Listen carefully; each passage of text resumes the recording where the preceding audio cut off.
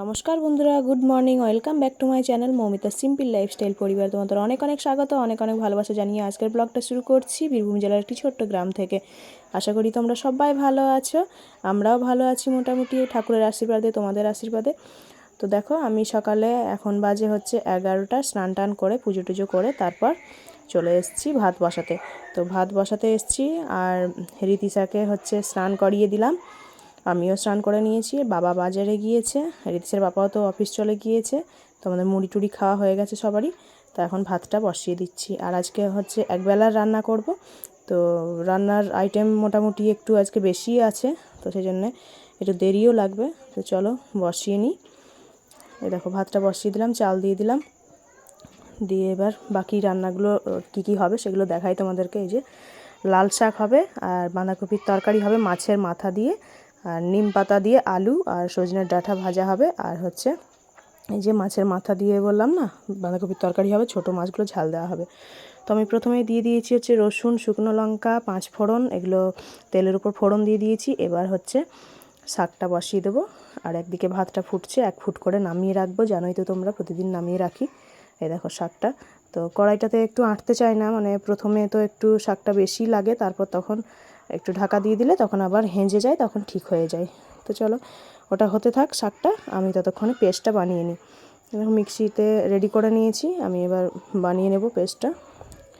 তো দেখো হয়ে গেছে আমার, এটা হচ্ছে আদা রসুন পেঁয়াজ জিরে বাটা, আর এটা হচ্ছে সর্ষে বাটা।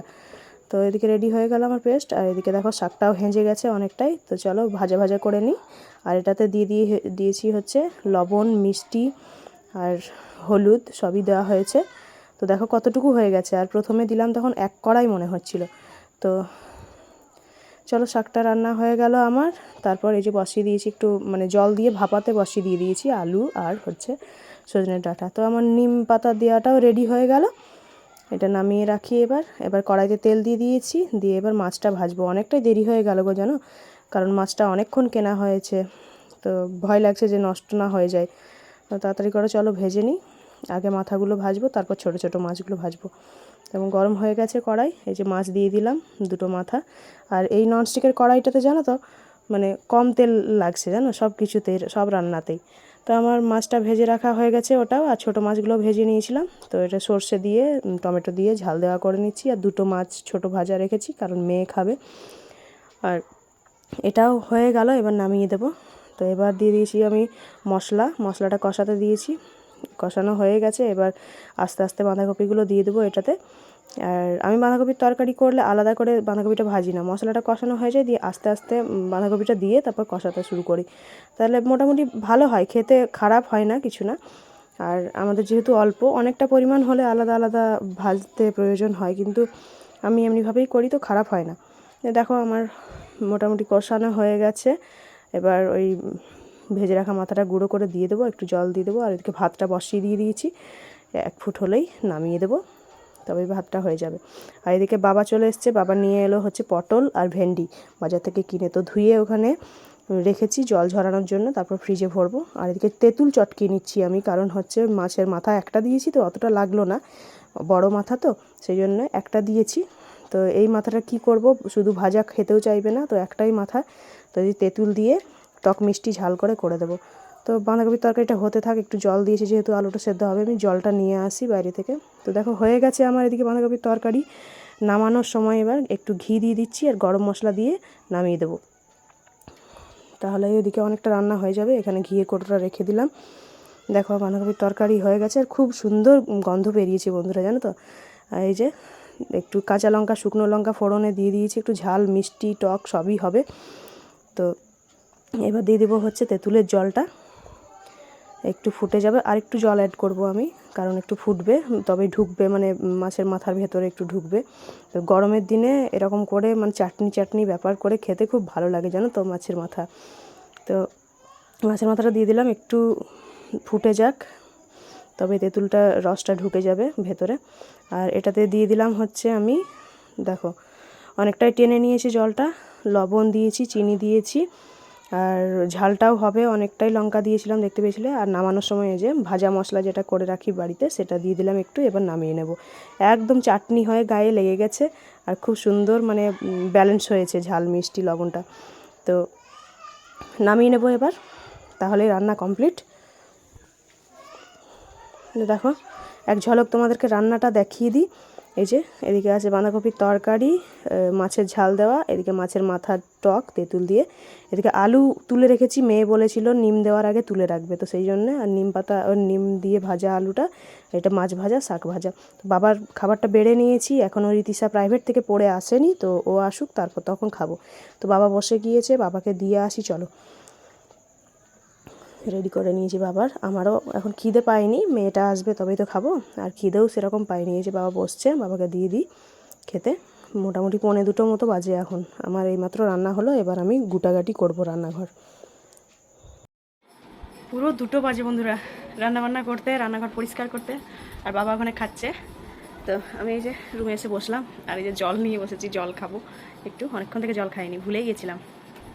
তো রান্নার ফাঁকে ফাঁকে জল খেয়ে যাই আমি।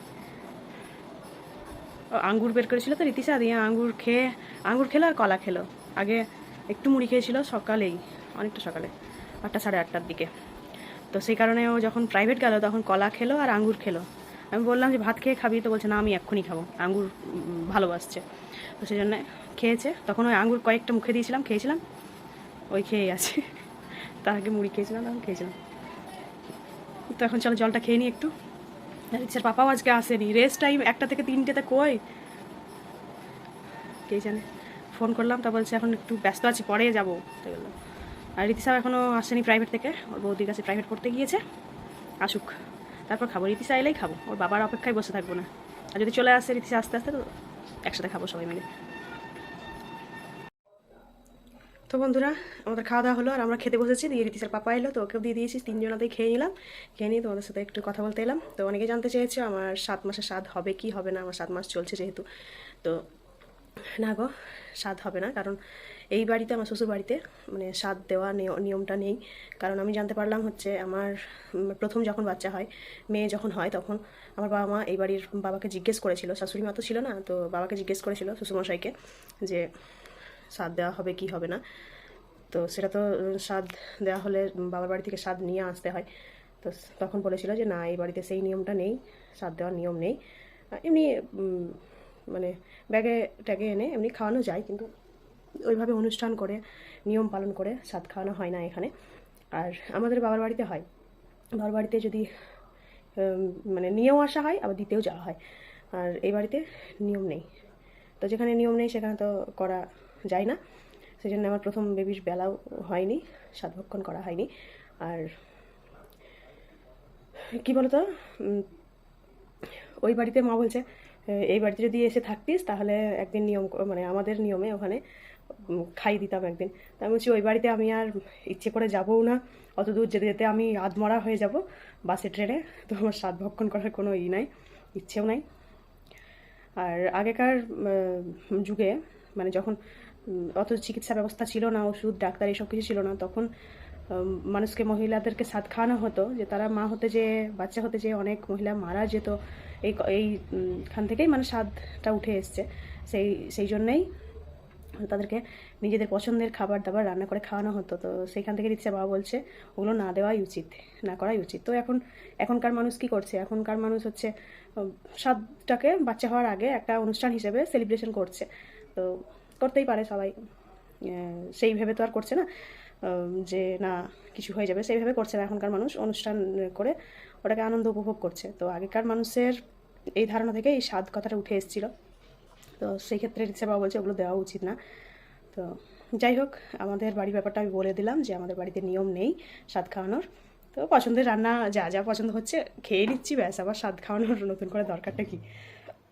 তো চলো, আমারও পেট ভার, খেয়ে নিয়ে কথা বলতে বসেছি। আর দেখো এই ঘরে ফ্যান চালানি, ওই ঘরে রীতিশার পাপা শুয়েছে, তো ওই ঘরে ওই রুমে যাব যে একটু শোবো। বাসন টাসন এতক্ষণ ধোয়া হলো, মোটামুটি এই দেখো 3:24 বাজে। তো চলো আবার বিকেলে কথা বলবো, বিকেলে দেখা করবো। দেখো সন্ধে হয়ে গেছে আর আমরা দুজনে তো হরলিক্স করে নিয়েছি, মা মেয়েদের। বাবা লাল চা খাবে, তো এটা বাবার হরলিক্সটা, বাবা খায় না, তো আমরাই খেয়ে খেয়ে শেষ করছি। বাবা বলছে তোমরা খেয়ে নাও, আমি খাবো না। তো কী আর করব, নষ্ট তো করবো না, সেজন্য আমি খেয়ে নিচ্ছি আমরা দুজনাতে। আর এদিকে দেখো আমার বরবটি কলাই সেদ্ধ করতে দিয়েছিলাম, তো সেদ্ধ হয়ে গিয়েছে বরবটি কলাই সেদ্ধ।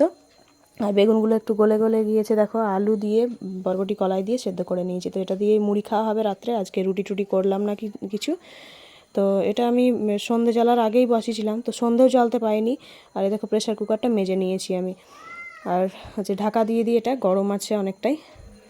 তো সন্ধে জ্বালতে পাইনি কেন বলো তো, আজকে আমাদের পাড়াতে একটা মানুষ মারা গিয়েছে, তো আমাদের কাস্টেরই, কিন্তু আমাদের গোষ্ঠীর কেউ হয় না, আত্মীয় হয়, সেই কারণে অসুচ হবে না, কিন্তু গোটা পাড়াতে কেউ সন্ধে জ্বালেনি। মরাটা বেরোবে, তারপর সন্ধে টন্ধে জ্বালা হবে, সেই কারণে সন্ধে জ্বালতে পাইনি এখনও, পুজোও হয়নি। তো সেই জন্য সন্ধে জ্বালতে পারলাম না বন্ধুরা। আর আমি তো জানতাম না যে মারা গিয়েছে, কিন্তু বাইরে অত যায় না, জানোই তোমরা। তো সেই জন্য খাবারটা বসিয়ে দিয়েছিলাম। তো খাবারটা হয়ে গেল, বাবা ওইদিকে দেখতে গেছে, সবাই দেখতে যাচ্ছে, যখন দেখতে গেল এখনও বের করেনি মরা। তো আমাদের কাস্টের মধ্যেই, কিন্তু আমাদের আত্মীয় হয়, সেজন্য আমাদের অসুচ কিছু হবে না। তো সেই জন্য সন্ধে টন্ধে পাড়াতে কেউ জ্বালেনি, ঠাকুর ঘরে পুজোও এখনও শুরু হয়নি।